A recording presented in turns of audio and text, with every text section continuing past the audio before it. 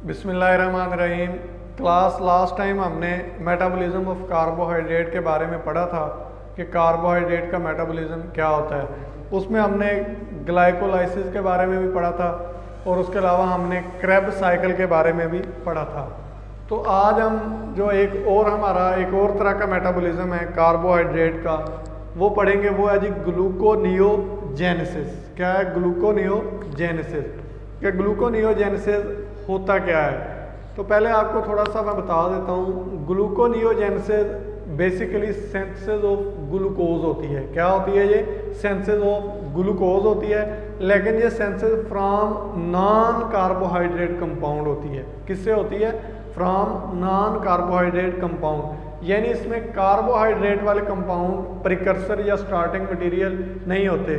कुछ ऐसे कंपाउंड जो नॉन कार्बोहाइड्रेट होते हैं, फॉर एग्जांपल ग्लाइसरोल। क्या? फॉर एग्जांपल ग्लाइसरोल एक नॉन कार्बोहाइड्रेट प्रिकर्सर है, ठीक है। उसकी मदद से हम क्या करते हैं? हम ग्लूकोज को सिंथेसाइज करते हैं। तो अगर हम इसकी सिंपल आगे जाके इसको फर्दर डिटेल में डिस्कस करते हैं। अगर हम इसकी डेफिनेशन देखें तो आपको स्क्रीन पर नज़र आ रही होगी। The synthesis of glucose from non carbohydrate compound is known as gluconeogenesis. ठीक है जी। उसके बाद हम देखते हैं द मेजर सबस्ट्रेट या प्रिकर्सर कौन कौन से हैं जो ग्लूकोनियोजेनेसिस में यूज़ होते हैं और उनसे ग्लूकोज बनता है। तो अगर हम देखें तो इनमें lactate, pyruvate, glucogenic amino acid. ठीक है। अमीनो एसिड दो तरह के होते हैं, एक कीटोजीनिक होते हैं और एक होते हैं ग्लूकोजीनिक अमीनो एसिड। ठीक है। उसके अलावा प्रोपायोनेट एंड ग्लाइसरोल। ठीक है जी। ये क्या है? कुछ प्रिकर्सर हैं। ये नीचे नजर आ रहे होंगे, lactate, pyruvate, glucogenic amino acid, propionate and glycerol. ये क्या है? कुछ प्रिकर्सर हैं जो यूज होते हैं और क्या बनाते हैं? ये ग्लूकोज बनाते हैं। ठीक है जी। उसके अलावा हम आगे मूव करते हैं तो देखते हैं कि कौन कौन सी साइट हैं जिसमें ये वाला प्रोसेस होता है हमारी बॉडी में।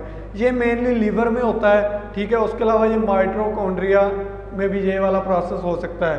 उसके अलावा ये लेसर एक्सटेंट में रीनल कॉर्टेक्स में भी ये वाला प्रोसेस होता है। ठीक है। उसके बाद अगर हम देखें तो अबाउट 1 kg ग्लूकोज सिंथेसाइज होता है डेली का हमारी बॉडी में इस प्रोसेस से।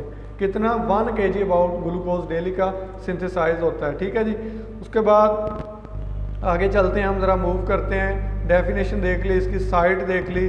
उसके बाद इम्पोर्टेंस ऑफ, एक मिनट में ये ज़रा जी, इम्पोर्टेंस ऑफ ग्लूकोनियोजेनेसिस के ग्लूकोनियोजेनेसिस का प्रोसेस क्यों इम्पोर्टेंट है, इसकी क्या सिग्निफिकेंस है। तो ये ब्रेन और सेंट्रल नर्वस सिस्टम को जो एनर्जी देता है, जो ग्लूकोज प्रोवाइड करता है, वो ये वाला प्रोसेस देता है। उसके बाद erythrocyte, testis, kidneys, medulla are dependent on glucose for continuous supply for energy. Basically हमारी बॉडी में होता पता क्या है कि बाज़ औक़ात ऐसा होता है कि हमारे पास कार्बोहाइड्रेट नहीं होता बॉडी में, लेकिन ये वाले जो पार्ट हैं, brain, central nervous system, kidney, medulla, testis, ये कुछ ऐसे पार्ट हैं जिनको रेगुलरली, मतलब बगैर किसी डिसकनेक्शन के, ठीक है, इनको क्या चाहिए? ग्लूकोज चाहिए। तो इस तरह के सूरत हाल में इस तरह के ऑर्गन्स को जो ग्लूकोज प्रोवाइड करता है, वो वाला जो प्रोसेस है वो कौन सा? ग्लूकोनियोजेनेसिस। क्योंकि उसकी क्वालिटी क्या है कि वो नॉन कार्बोहाइड्रेट कंपाउंड से भी ग्लूकोज बना सकता है। Human brain alone requires 120 gram of glucose per day. जो हमारा ब्रेन होता है उसको पर डे में 120 ग्राम ग्लूकोज चाहिए होता है, out of about 160 gram needed by the entire body. और जबकि हमारी जो पूरा बॉडी है उसको कितना चाहिए? 160। ठीक है। और 120 किसको चाहिए? सिर्फ ब्रेन को। Glucose is the only source that supplies to skeletal muscle anaerobic condition. ठीक है। एनारोबिक कंडीशन में स्केलेटल मसल को ग्लूकोज क्या होता है? एनर्जी देता है। ठीक है कि ये तो इधर तक हो गया। उसके बाद हम आगे मूव करते हैं कि during starvation gluconeogenesis maintain the blood glucose level. यानी भूख होती है जब हमें, ठीक है, फॉर एग्जांपल हमने फास्टिंग की हुई है, रोज़ा रखा हुआ है, या वैसे हमने 7-8 घंटे खाना नहीं खाया, तो हमारे बॉडी में जो ब्लड ग्लूकोज लेवल है वो कम हो सकता है। उस ब्लड ग्लूकोज लेवल को मेंटेन करने के लिए जो प्रोसेस होता है वो कौन सा होता है? Gluconeogenesis. The stored glycogen is depleted with in first 12 to 18 hours of fasting. यानी रोज़ा बाज़ औक़ात ऐसा होता है 12 घंटे से ज़्यादा का भी हो सकता है, ठीक है। फॉर एग्जांपल बाज़ औक़ात कुछ कंडीशंस ऐसे होती हैं कि आपको 2-2 दिन तक खाना नहीं खाना पड़ता। फॉर एग्जांपल डाइवर्स होते हैं जो समुद्र में गोताखोर होते हैं, वो बाज़ औक़ात ऐसे मिशन पे जाते हैं कि जहाँ उनको खाना नहीं मिलता, वो 2-2 3-3 दिन तक खाना नहीं खाते, ठीक है। तो उनको क्या होता है 12 to 18 आवर्स फर्स्ट तक ना जो ग्लाइकोजन स्टोर होती है हमारी बॉडी में वो डिप्लीट हो जाती है। उसके बाद फिर ब्लड में जो ग्लूकोज लेवल है उसको मेंटेन रखना पड़ता है। तो उसकी मेंटेनेंस के लिए जो प्रोसेस होता है वो कौन सा होता है, ग्लूकोनियोजेनेसिस होता है। क्यों? क्योंकि वो नॉन कार्बोहाइड्रेट जो हमारी बॉडी में लिपिड्स हैं, ठीक है, उसके अलावा कुछ अमीनो एसिड हैं, उनकी ब्रेक डाउन से वो क्या करते हैं, हमें ग्लूकोज बना के बॉडी को देते हैं, ठीक है जी। उसके बाद अगला प्रोसेस है जी इम्पोर्टेंस ऑफ ग्लूकोनियोजेनेसिस के। ग्लूकोनियोजेनेसिस की इम्पोर्टेंस क्या है वो पहले डिस्कस कर लिया हमने। अब देखते हैं रिएक्शन ऑफ ग्लूकोनियोजेनेसिस क्या होते हैं। तो रिएक्शन में आपको एक तरीका थोड़ा सा बता देता हूँ, फिर हम इसकी तरफ आते हैं। ज़रा पहले मैं आपको रिएक्शन दिखा देता हूँ कि रिएक्शन में होता क्या है, ठीक है। ये मैंने आपको ग्लाइकोलाइसिस का स्क्रीन पे आपको ना नज़र आ रहा होगा किसका है, ये ग्लाइकोलाइसिस का प्रोसेस है, ठीक है। तो इस प्रोसेस में क्या है, स्टार्टिंग मटीरियल ग्लूकोज था, ग्लूकोज ग्लाइकोलाइसिस जो हमने पहले पढ़ा है, ठीक है। ग्लूकोज किस में कन्वर्ट होता है, ग्लूकोज 6 फास्फेट में। फिर ये रिवर्सिबल रिएक्शन है फ्रुक्टोज 6 फास्फेट, फिर ये फ्रुक्टोज 1,6 बाईफास्फेट, फिर ये रिवर्सिबल रिएक्शन है ग्लिसरॉल्डिहाइड 3 फास्फेट, फिर ये 1,3 बाईफास्फोग्लिसरॉल्डिहाइड, उसके बाद 3 फास्फोग्लाइसरेट, उसके बाद 2 फास्फोग्लाइसरेट, फिर फास्फोइनोल पायरोवेट, उसके बाद वो किस में कन्वर्ट होता है, पायरोवेट में। ये क्या था, ग्लाइकोलाइसिस। लेकिन जो ग्लूकोनियोजेनेसिस है ना, ये इसके रिवर्स है। क्या है, ये इसके टोटल रिवर्स है। लेकिन इसमें एक डिफरेंस है कि इसमें 3 स्टेप ऐसे हैं। पहला स्टेप कौन सा है, पहला स्टेप ये है कि पायरोवेट से फास्फोइनोल पायरोवेट जब बनता है तो इस दौरान क्या होता है, ये 2 एंजाइम यूज होते हैं। इसमें एंजाइम ग्लाइकोलाइसिस में पायरोवेट काइनेज यूज होता है, जबकि जो ग्लूकोनियोजेनेसिस है उसमें क्या होता है, पायरोवेट कन्वर्ट होता है पहले ऑक्सैलो एसीटेट में, और जो एंजाइम यूज होता है वो होता है पायरोवेट कार्बोक्सिलेज। कौन सा होता है, पायरोवेट कार्बोक्सिलेज। और इस दौरान ये एटीपी यूज करता है। क्या करता है, एटीपी यूज करता है और एटीपी इस्तेमाल होकर एडीपी में कन्वर्ट होती है। और इस दौरान कार्बन डाइऑक्साइड भी यूज होती है और बायोटिन भी यूज होती है, ठीक है। फिर ऑक्सैलो एसीटेट के ऊपर एक और एंजाइम है पीई, फास्फोइनोल पायरोवेट कार्बोक्सीकाइनेज। ये एक एंजाइम है, ये क्या करता है, फास्फोइनोल पायरोवेट में कन्वर्ट कर देता है। यानी पायरोवेट फास्फोइनोल पायरोवेट में कन्वर्ट होने के लिए ऑक्सैलो एसीटेट में कन्वर्ट होता है। और इसमें 2 तरह के एंजाइम, एक पीईपी कार्बोक्सीकाइनेज और एक पायरोवेट कार्बोक्सिलेज, ये 2 एंजाइम यूज होते हैं। बाकी ये सारे स्टेप इसी तरह से रिवर्स होते जाते हैं, ठीक है, क्योंकि ये रिवर्सिबल रिएक्शन है। उसके बाद फिर इधर आके फ्रुक्टोज 1,6 बाईफास्फेट जब बन जाता है तो इधर आके एंजाइम और होता है। अब जो ग्लाइकोलाइसिस था उसमें फास्फोफ्रुक्टोज काइनेज 1 यूज होता था, जबकि ग्लूकोनियोजेनेसिस में जो एंजाइम यूज होगा वो होगा फ्रुक्टोज 1,6 बाईफास्फेटेज। कौन सा होगा, फ्रुक्टोज 1,6 बाईफास्फेटेज, ठीक है। ये क्या करेगा, इसको कन्वर्ट कर देगा फ्रुक्टोज 6 फास्फेट में, ठीक है। उसके बाद फिर इधर एंजाइम, जो एंजाइम यूज होगा ग्लूकोनियोजेनेसिस में वो कौन सा होगा, फास्फोहेक्सोज आइसोमरेज, ठीक हो गया। ये थोड़ा सा प्रॉब्लम आ रहा है। अच्छा, ये तो सॉरी, ये जो फास्फोहेक्सोज आइसोमरेज है ये तो ग्लाइकोलाइसिस में यूज होता है, ठीक है। लेकिन जो ग्लूकोनियोजेनेसिस में यूज होगा वो कौन सा होगा, ग्लूकोज 6 फास्फेटेज। कौन सा होगा, ग्लूकोज 6 फास्फेटेज। यानी हमने 4 एंजाइम यूज किए हैं, किसमें, पायरोवेट को ग्लूकोज में कन्वर्ट करने के लिए डिफरेंट जो थे ग्लाइकोलाइसिस। कौन कौन से, एक ये वाला एंजाइम है, इस तरह से दिखाता हूँ आपको कि एक ये वाला एंजाइम पायरोवेट कार्बोक्सिलेज, ये वाला एंजाइम, उसके बाद पीईपी कार्बोक्सिलेज, उसके बाद फिर आते हैं तो ये फ्रुक्टोज 1,6 बाईफास्फेटेज, ठीक है। उसके बाद फिर ऊपर वाला ग्लूकोज 6 फास्फेटेज। ये 4 एंजाइम हैं जो यूज होते हैं और क्या बनाते हैं, ग्लूकोज बना देते हैं। अब पायरोवेट डिफरेंट प्रिकर्सर से कैसे बनता है वो भी हम डिस्कस करेंगे। तो हम दोबारा चलते हैं कि रिएक्शन ऑफ ग्लूकोनियोजेनेसिस क्या होते हैं। तो gluconeogenesis closely resemble to reversed pathway of glycolysis. ये ग्लाइकोलाइसिस के रिवर्स पाथवे से रिजेंबल करता है। 3 irreversible step of glycolysis are catalysed by enzyme. Glycolysis के जो एंजाइम थे वो कौन कौन से हैं? पहले ये ग्लाइकोलाइसिस वाले 3 एंजाइम बताए गए हैं। कौन से? हेक्सोकाइनेज, पीएफके और पायरोवेट काइनेज। लेकिन जो 3 स्टेज बाईपास की जाती हैं ग्लूकोनियोजेनेसिस में वो 4 एंजाइम की मदद से की जाती है। किन एंजाइम की मदद से? 4 एंजाइम है वो कौन कौन से हैं? अब हम उनके बारे में पढ़ते हैं। वो ये 4 एंजाइम, मतलब 3 एंजाइम को 4 और एंजाइम रिप्लेस करते हैं तो ग्लूकोनियोजेनेसिस रिवर्स होता है। पहला एंजाइम कौन सा? Pyruvate carboxylase. ये क्या करता है? ये पायरोवेट को ऑक्जेलो एसीटेट में कन्वर्ट करता है। उसके बाद फास्फोइनोल पायरोवेट कार्बोक्सी काइनेज, ये क्या करता है? ऑक्जेलो एसीटेट को पायरोवेट ये किस में कन्वर्ट करता है? फास्फोइनोल पायरोवेट में। ऑक्जेलो एसीटेट को किस में कन्वर्ट करता है? फास्फोइनोल पायरोवेट में, ये वाला एंजाइम। उसके बाद ये फ्रुक्टोज 1,6 बाईफॉस्फेटेज ये एक्ट करता है, ठीक है। उसके बाद ग्लूकोज 6 फॉस्फेटेज ये एक्ट करता है। ये 4 एंजाइम है, आपने ये याद कर लेना, ठीक है। ये आपको मैंने वो स्ट्रक्चर दिखा दिया, साइकिल दिखा दिया है कि ये किस किस जगह पे एक्ट करते हैं, ठीक है जी। अब पहला क्या है?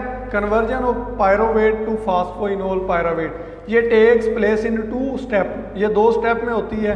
Pyruvate carboxylase is a biotin dependent, यानी इसमें बायोटिन चाहिए, mitochondrial enzyme that convert pyruvate to oxaloacetate in the presence of ATP and carbon dioxide. यानी जब पायरोवेट ऑक्जेलो एसीटेट में कन्वर्ट होगा तो क्या क्या चाहिए हमें? बायोटिन चाहिए, एटीपी चाहिए और कार्बन डाइऑक्साइड चाहिए। और ये रेगुलेट करता है ग्लूकोनियोजेनेसिस को, और जो इसके लिए एसिटाइल को एंजाइम ए भी चाहिए इसकी एक्टिविटी के लिए, ठीक है। ये एक एंजाइम का एक स्टेप, 4 स्टेप है ना, तो एक स्टेप आपका यहाँ कंप्लीट हो गया। उसके बाद अगला है जी ऑक्जेलो एसीटेज सिंथेसाइज होता है माइटोकॉन्ड्रियल मैट्रिक्स में। किस में होता है? ये माइटोकॉन्ड्रियल मैट्रिक्स में, और फिर ये ट्रांसपोर्ट कर दिया जाता है साइटोसोल में। यानी जब ऑक्जेलो एसीटेट बन जाता है तो ये साइटोसोल में आ जाता है। Due to membrane impermeability oxaloacetate diffuse नहीं कर सकता माइटोकॉन्ड्रियल में। मतलब जो ऑक्जेलो एसीटेट है ये माइटोकॉन्ड्रिया को क्रॉस करके बाहर साइटोसोल में नहीं आ सकता। तो इसको हम किस में कन्वर्ट करते हैं? मैलेट में। इसको कहते हैं मैलेट शटल।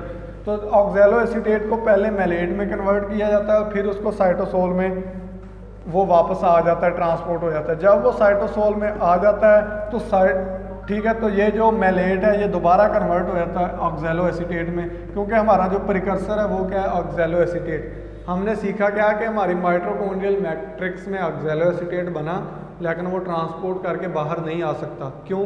क्योंकि उसकी परमिएबिलिटी ऐसी नहीं है। तो वो ऑक्जेलो एसीटेट मैलेट में कन्वर्ट होगा, मैलेट की फॉर्म में वो बाहर आएगा, बाहर आके वो दोबारा ऑक्जेलो एसीटेट में कन्वर्ट हो जाएगा, फिर वो आगे रिएक्शन में यूज़ होगा, ठीक है। और उसके दौरान डिफरेंट किस्म के ये जो भी रिएक्शन है वो दिखा दिए गए, ठीक है। उसके अलावा नेक्स्ट क्या होता है? फिर अगला ये फिर ऑक्जेलो एसीटेट कन्वर्ट हो जाता है फास्फोइनोल पायरोवेट में। फिर उसमें मैनी स्टेप हैं, बहुत से स्टेप के बाद जब बारी आ जाती है फ्रुक्टोज 1,6 बाईफॉस्फेट की, ठीक है, तो फिर वो रिवर्स होता है। फ्रुक्टोज 1,6 बाईफॉस्फेट को फ्रुक्टोज 6 फॉस्फेट में कन्वर्ट करना है। आपने ग्लाइकोलाइसिस वाला लेक्चर अपने सामने रखना है, वो स्टेप आपको फिर समझ आएंगे। तो फ्रुक्टोज 1,6 फॉस्फेट को फ्रुक्टोज 6 फॉस्फेट में कन्वर्ट करने के लिए हमें जो एंजाइम चाहिए, ठीक है, वो एंजाइम कौन सा है? वो होगा फ्रुक्टोज 1,6 बिस फॉस्फेटेज। कौन सा होगा? फ्रुक्टोज 1,6 बिस फॉस्फेटेज, ठीक है। इसके लिए भी क्या होगा? मैग्नीशियम आयन वगैरह इसको अपनी रेगुलेशन के लिए चाहिए, ठीक है। इस तरह से फिर ये सारे प्रोसेस कंटिन्यू होंगे। उसके बाद जो एंड वाला प्रोसेस होगा वो होगा ग्लूकोज 6 फॉस्फेटेज, आखिरी एंजाइम, ठीक है, जो बिस फॉस्फेट को ग्लूकोज 6 फॉस्फेट में कन्वर्ट करता है। अब इसकी कुछ लिमिटेशन है, ये लिवर और किडनी में पाया जाता है, मसल और ब्रेन या एडिपोज टिश्यूज में नहीं पाया जाता। ये चीज़ याद रखनी है, अक्सर MCQs पूछ लेते हैं कि जो ग्लूकोज 6 फॉस्फेटेज एंजाइम है, ये कहाँ कहाँ पाया जाता है? ये कहाँ पाया जाता है? लिवर और किडनी में पाया जाता है, मसल, ब्रेन या एडिपोज टिश्यू में ये एब्सेंट होता है। ठीक है जी। तो अब हम ये वाला साइकिल दोबारा ये देख लो कि 2 एंजाइम ने यहाँ एक्ट किया, तीसरा एंजाइम ये है, चौथा एंजाइम ये वाला है। बाकी ये वाला प्रोसेस ग्लाइकोलाइसिस का और उसका रिवर्स क्या है? ग्लूकोनियोजेनेसिस का। बाकी सारे ये वाले एंजाइम सेम होंगे। ठीक है, आपने ये वाला रिएक्शन इस तरह से याद कर लेने हैं। ठीक है, अब देखते हैं ग्लूकोनियोजेनेसिस को हम देखते हैं। ग्लिसरॉल्डिहाइड 3 फास्फेट में देखो अब फ्रुक्टोज 1,6 बाईफास्फेट ये वाला, इसमें एक एंजाइम एक्ट करता है। कौन सा है? फ्रुक्टोज 1,6 बाईफास्फेटेज। उसके बाद कौन सा है? ग्लूकोज 6 फास्फेट को ग्लूकोज में कन्वर्ट करने के लिए ग्लूकोज 6 फास्फेटेज एक एंजाइम है, वो ये वाला है। ये 4 एंजाइम आपने याद कर लेने। ठीक है जी। इस तरह से क्या होगा? ये हमारे पास ग्लूकोज सिंथेसाइज हो जाएगा। ठीक है, अब हमने ग्लूकोनियोजेनेसिस अगर अमीनो एसिड से करनी है तो किस तरह से? तो carbon skeleton of glucogenic amino acid all except leucine and lysine, ये कौन से हैं? ये कीटोजेनिक है, बाकी ग्लूकोजेनिक है। ठीक है, तो ये क्या करते हैं? पायरोवेट बनाते हैं, और पायरोवेट का इंटरमीडिएट है सिट्रिक एसिड साइकिल का, which ultimately result the synthesis of glucose. यानी हमारी बॉडी में कोई अमीनो एसिड पड़े हैं ग्लूकोजेनिक अमीनो एसिड, वो किस में कन्वर्ट होंगे? पायरोवेट में। पायरोवेट फिर रिवर्स होकर ग्लूकोज बना देगा। यानी ये अमीनो एसिड क्या है? नॉन कार्बन कंपाउंड है, लेकिन ग्लूकोज बना रहे हैं। देखें जैसे ये मसल में क्या होते हैं? फॉर एग्जाम्पल अमीनो एसिड पड़े हैं, ये Na3 में कन्वर्ट होंगे, Na3 एलानीन में कन्वर्ट होगा। ठीक है, एलानीन क्या बनाएगा? इधर एलानीन इधर आ जाएगा, इधर आके एलानीन NH3 यूरिया की फॉर्म में एलिमिनेट कर देगा, और इधर पायरोवेट आ जाएगा ये वाला। ठीक है, ये मसल में था और ये काम लिवर में हो रहा है। क्यों? क्योंकि ये वाले जो एंजाइम है ना, जो पायरोवेट से ग्लूकोज बनाते हैं, ये लिवर में पाए जाते हैं, मसल में ये वाले एंजाइम नहीं पाए जाते। पहले बताया आपको मैंने, MCQs है। ठीक है, फिर ये ग्लूकोज दोबारा ब्लड में आ जाता है, फिर ये ऐसे एक साइकिल चला जाता है। ठीक है, ये क्या है? ग्लूकोज एलानीन साइकिल का एक नाम है। ठीक है, क्या हमने किससे? अमीनो एसिड से हमने ग्लूकोज बना लिया। अमीनो एसिड क्या है? हमें मसल में है, लेकिन ये लिवर में क्यों आता है एलानीन? क्योंकि ये वाले जो एंजाइम जो पायरोवेट को ग्लूकोज में कन्वर्ट करते हैं वो लिवर में पाए जाते हैं, मसल में वो नहीं पाए जाते। ठीक है, अगर हम ग्लाइसरोल से बनाएं, ये तो किससे था? हमने अमीनो एसिड से देख लिया। उसके बाद अगर हम ग्लाइसरोल से ग्लूकोनियोजेनेसिस करें तो ग्लाइसरोल कहाँ? एडिपोज टिश्यू में बनता है फैट की हाइड्रोलिसिस से। किससे? फैट की हाइड्रोलिसिस से। एंजाइम ग्लाइसरोकाइनेज लिवर में पाया जाता है, एडिपोज टिश्यूज में वो नहीं पाया जाता। वो क्या करता है? एक्टिवेट करता है ग्लाइसरोल को ग्लाइसरोल 3 फास्फेट में। ठीक है, फिर ये कन्वर्ट हो जाता है डाई हाइड्रोक्सी एसीटोन फास्फेट में, DH, जिसमें वो 2 में कन्वर्ट होता है एरो। ये वाला आपको थोड़ा दिखाता हूँ, ये वाला इसको कहते हैं di hydroxy acetone phosphate, DHAP। ठीक है, ये इसमें ग्लाइसरोल कन्वर्ट होगा। ठीक है, तो देखते हैं ग्लाइसरोल DHAP मतलब it is converted to DHAP by glycerol 3 phosphate dehydrogenase. ये एक एंजाइम है, ये इसको DHAP में कन्वर्ट करता है। ये क्या इंटरमीडिएट है ग्लाइकोलाइसिस का, DHAP। अब अगर हम इसका साइकिल देखें तो हमारी एडिपोज टिश्यूज में क्या है? ट्राईग्लिसरॉल्डिहाइड यानी फैटी एसिड है, उससे ग्लाइसरोल बना, ग्लाइसरोल आ गया लिवर में। लिवर में फिर वो क्या होगा? ग्लाइसरोफास्फेट में कन्वर्ट होगा। फिर इसमें कुछ एंजाइम मौजूद हैं, वो इसको DHAP में कन्वर्ट कर देंगे। फिर वो प्रोसेस जारी रहेगा वापसी का, और यहाँ ग्लूकोज बन जाएगा, और वो ग्लूकोज ठीक है एक्स्ट्रा हेपेटिक टिश्यूज में आ जाएगा, और बॉडी में जहाँ जहाँ यूज़ होना होगा वो यूज़ हो जाएगा। ठीक है, इस तरह से क्या होगा? हम ग्लाइसरोल से क्या बना सकते हैं? ग्लूकोज बना सकते हैं। ठीक है, उसके बाद हम प्रोपायोनेट से भी ग्लूकोज बना सकते हैं। ठीक है, ये आपने देख लेना है, लिख लेना है। प्रोपायोनेट क्या होता है? 3 कार्बन वाला जो फैटी एसिड होता है ना, ऑड चेन फैटी एसिड के आखिर में ना जो सम अमीनो एसिड होते हैं जो 3 कार्बन का ना प्रोपेनाइल को एंजाइम ए देते हैं। ये हम पूरा टॉपिक पढ़ेंगे कि किस तरह से प्रोपेनाइल को एंजाइम ए बनता है। ठीक है, तो वो प्रोपेनाइल को एंजाइम ए के ऊपर एक एंजाइम है, प्रोपेनाइल को एंजाइम ए कार्बोक्सिलेज, वो एक्ट करता है इन the presence of ATP biotin, और उसको कन्वर्ट कर देता है मिथाइल मेलानाइल को एंजाइम ए में। ठीक है, वो कन्वर्ट होता है सक्सिनाइल को एंजाइम ए में। ठीक है, सक्सिनाइल को एंजाइम में फिर इंटर हो जाता है ग्लूकोनियोजेनेसिस प्रोसेस में। ठीक है, पायरोवेट बनाता है, वो सारे जो भी बैक में एंड में ग्लूकोज बन जाता है। ठीक है जी, उसके बाद कोरी साइकिल है एक, ठीक है। ये कोरी साइकिल क्या होता है? कोरी साइकिल में यही है कि ये हमारा मसल है, ठीक है। मसल में क्या होता है? पायरोवेट या लैक्टेट होता है, लैक्टेट है, लैक्टेट आता है हमारे लिवर में, वो पायरोवेट में कन्वर्ट होता है, फिर वो ग्लूकोज में, ठीक है। किसके थ्रू? ग्लूकोनियोजेनेसिस के थ्रू। फिर वो ग्लूकोज हमारे ब्लड में आता है, ब्लड से फिर वो मसल में जा सकता है, जिसमें और दोनों में से एक वक्त में एक साइकिल होगा। अगर फॉर एग्जाम्पल हमारे पास नॉन कार्बोहाइड्रेट कंपाउंड ज़्यादा हैं, कार्बोहाइड्रेट कंपाउंड प्रिकर्सर कम है, तो ये वाला प्रोसेस होगा। अगर हमारे पास कार्बोहाइड्रेट ज़्यादा है तो ये वाला प्रोसेस होगा, और दोनों से क्या बनेगा? ग्लूकोज बन जाएगा। ये साइंटिस्ट ने कुछ उन्होंने ये साइकिल पेश किया था, इसको इसलिए क्या कहते हैं? हम कोरी साइकिल कहते हैं, ठीक है। ये दिखाया गया है कोरी साइकिल कैसे होता है। रेड ब्लड सेल और स्केलेटल मसल में और लीवर के दरमियान ये वाला साइकिल होता है, ठीक है जी। और ये आज का हमारा टॉपिक यहाँ कंप्लीट हो गया, ठीक है। It was all about gluconeogenesis. Gluconeogenesis basically है क्या कि नॉन कार्बोहाइड्रेट कंपाउंड से हमने क्या बनाना है? ग्लूकोज बनाना है। नेक्स्ट लेक्चर में फिर हम यहाँ से आगे मूव करेंगे। तब तक के लिए अल्लाह हाफ़िज़। Thank you so much.